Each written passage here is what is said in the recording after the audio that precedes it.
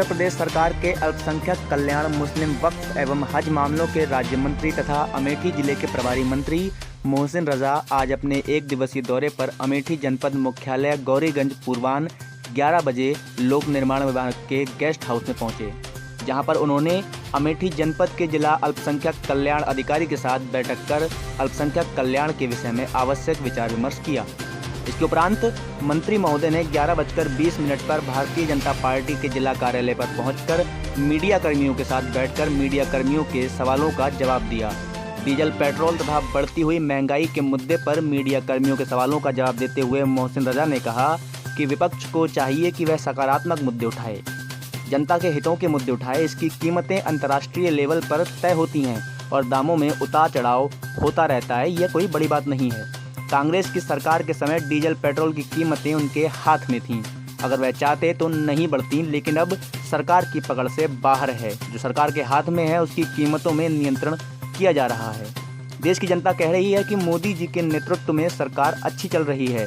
यह बात विपक्ष भी जानता है, इसलिए अब विपक्ष नाव चला रहा है। उत्तर प्रदेश में योगी जी के राज में कानून का राज स्थापित हुआ है। कुछ ऐसी घटनाएं हो जाती हैं जिस पर हम लोग चर्चा तो करते हैं मीडिया में, लेकिन वह आपसी रंजिश के चलते होती हैं।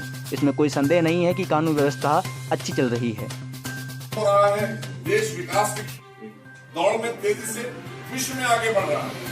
आज हमारे पास संभावनाएं जो थी उसको आत्मनिर्भर भारत के तहत जिस तरह से केंद्र सरकार ने बढ़ाने का काम किया आदरणीय मोदी जी के नेतृत्व में, ऐसे ही उत्तर प्रदेश में आदरणीय योगी जी ने ओडीओपी शुरू करके ओडीओपी से हमको वन डिस्ट्रिक्ट वन उत्पाद चीजें हैं। लेकिन आप अगर बात करें अपने देश के अंदर, हमने देश में गांव गरीब किसानों को लेकर काम किया है। पेट्रोल और डीजल के दाम जो बढ़ते हैं या इसकी जो नीति है वो अंतर्राष्ट्रीय लेवल पर तय होती है, ये सबको पता है, चाहे उनकी सरकार रही हो चाहे हमारी रही हो। इसको लेकर जो आप प्रश्न उठा रहे हैं, हमेशा कोई चीज की प्रश्न जब उठते हैं उसमें एक पॉजिटिव चीज ढूंढने की प्रयास होना चाहिए। नेगेटिव बात तो ये है कि आप इतनी देर से क्यों आ गए, हम बैठे थे बहुत देर से आप आ गए। देश आपका, सुन लीजिए, आपने सवाल किया। सुब्रमण्यम स्वामी जी कह रहे हैं कि श्री राम के देश में पेट्रोल सीता जी के नेपाल से और रावण की लंका जीत रहा था और एक एक व्यक्ति को जिता रहा था। ये हमारे प्रधानमंत्री जी ने काम करके दिखाया है देश के, और जिसका परिणाम आप सब देख रहे हैं कि आज 3 तारीख है। आप बाहर देखें, मार्केट में जाएं, कहीं पर भी जाएं, एक अच्छा वातावरण, एक अच्छा माहौल, उत्साह का। कांग्रेस ने हमेशा निजी स्वार्थों की देश में राजनीति की है, और आज अभी जैसे आपने बात किया कि प्रियंका जी हमारे किसान भाइयों के मामले में जब वो लीडरशिप में अपनी गई कि हम आंदोलन करेंगे और इन आंदोलनकारियों के साथ में खड़े होंगे, तो मेरा एक सवाल ये है कि क्या किसान भाइयों की छीनी गई जमीनों को वो अपने पति से वापस करवाएंगी? क्योंकि उनके पति सीधी तौर पर आरोपी हैं, वाड्रा जी सीधी तौर पर आरोपी हैं। उन्हें कम से कम किसान भाइयों के आंदोलन में जाने से पहले इस बात की चिंता करना चाहिए थी कि पूरा देश जानता है कि उन्हीं के पति आरोपी हैं, तो इससे ये बात साफ हो जाती है। और जहाँ तक बात कही आपने राहुल जी की, तो ये अमेठी है, हम तो सोच कर आए थे। फिर मैं कहूँगा कि ये कोई इटली जैसे, कोई इटली के एक शहर जैसा तो हो ही गया होगा, लेकिन यहाँ मुझे कुछ नहीं दिखा। यहाँ जब हम आए थे तो कैसा अंधकार था, और आज आप बैठे हैं तो कम से कम हमारे एक दफ्तर में बैठे हैं, इस तरह का ही अमेठी अब दिखने लगा है आपको। बाहर भी आप देख रहे हैं कि आज हमारे पास यहाँ पर जो हमारे प्रशासनिक अधिकारी हैं उनके लिए कम से कम एक बहुत बड़ा हमने काम कर दिया है कि जिला अधिकारी भी आपको वहीं मिलेगा। पूरे जिले के सारे दफ्तर आपको, चाहे एसएसपी हो, डीएम हो और तमाम हमारे विभागों के दफ्तर आपको एक प्रांगण में मिलेंगे, लोगों को परेशानी नहीं होगी। तो ये काम तो कम से कम 60 वर्षों तक कांग्रेस रही थी सत्ता में, और ये तो अपनी यहाँ की वो मानते थे ना। मंत्री जी, आपने कहा कि जमीनें किसानों की उन्होंने उनके पति ने ले ली, लेकिन आपकी सरकार है, आप जमीन वापस भी करवा सकते हैं। हम तो वापस करा ही रहे हैं। हम तो अपराधियों से भी छीनी हुई जमीनें वापस करा रहे हैं, और ये भी एक अपराध है किसी किसान की जमीन छीन लेना, वो भी वापस होंगी। मंत्री जी, आपने मैंने कहा ना कि हम तो अपराधियों के ऊपर जो शिकंजा योगी सरकार में चल रहा है, आप साफ तौर पर देख रहे हैं। देखिए, ऐसा है, साफ तौर पर उत्तर प्रदेश में आज अपराध मुक्त हो रहा है उत्तर प्रदेश, और अपराधी प्रदेश छोड़कर भाग रहे हैं। और उनके पास जो जमीनें हैं, आपने जमीन का वो जो बात की मैं बता रहा हूँ, ये जो जमीनें खाली हो रही हैं ये किसकी जमीनें थी जो कब्जा कर ली गई थी अपराधियों के द्वारा, और इनको संरक्षण कौन देता था? कांग्रेस, सपा, बसपा ने दिया है, ये हमारी भाजपा की सरकार ने नहीं दिया था।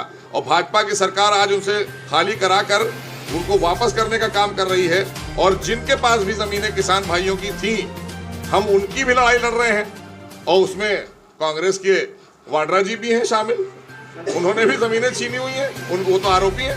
प्रियंका वाड्रा ने ट्वीट किया है, ट्वीट में कहा है कि जो है भाजपा सरकार किसानों की हित की बात करे, वही गन्ना भुगतान में वो देरी कर रही है। अरे गन्ना भुगतान में देरी कर रही है। कभी उन्होंने कल्पना नहीं की होगी इतना बड़ा भुगतान जिस तरह से उत्तर प्रदेश में और देश में आदरणीय मोदी जी की सरकार ने किया है। ऐतिहासिक भुगतान हुआ है, लाखों करोड़ के हिसाब से किसानों का भुगतान हुआ है उत्तर प्रदेश और देश की सरकार मिलाकर। तो किसानों के हित की सरकार है, आम जन के हित की सरकार है, देश में भी और प्रदेश में भी। चूंकि अब वो बाहर हैं, उनके पास कोई सब्जेक्ट, कोई इशू नहीं बचा है।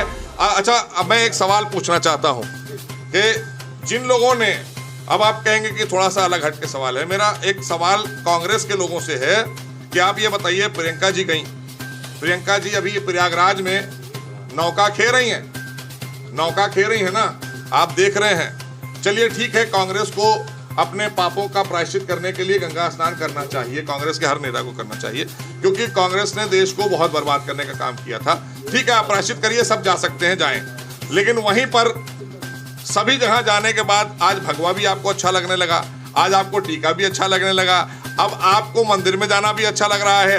और जब हम जय श्री राम लगाते हैं, जब हम राम राम की बात करते हैं, तब आप कहते थे कि नहीं, राम के अस्तित्व तो ये तो काल्पनिक है। यही कांग्रेस के लोगों ने एफिडेविट दे दिया था।